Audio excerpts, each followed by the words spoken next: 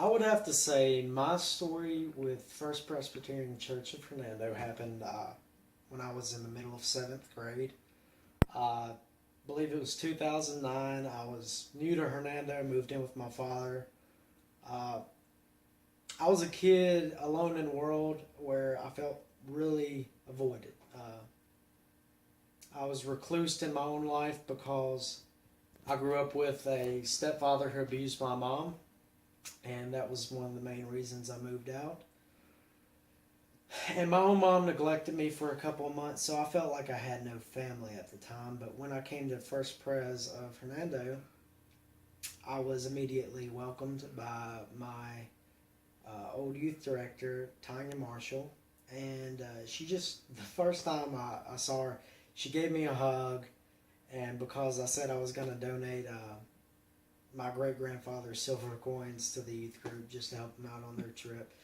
And that was something I wouldn't forget, because when you have no one there for you, it's good to have someone just embrace you like that.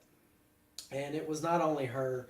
Months passed, and I eventually became a family with the youth group. I got new friends, new leaders.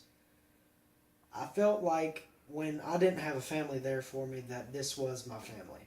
And I originally had no faith. I mean, God was just this fairy tale creature I heard about in stories of the Bible and stuff. So when I experience having a family when no one else is there for me in the church, and when I have people there for me, a shoulder to lean on, and somebody to cry with, it lets you know that there's a bigger picture involved, that there is somebody there for you. So after this kind of came to be, and I had this second family, it's when I started taking my biggest steps of faith with God, and that church, or this church, actually showed me all that. I mean, let's be honest here. I'll never forget one of the sermons I went to, because I'm not a big sermon goer. I found most of my faith through my youth group.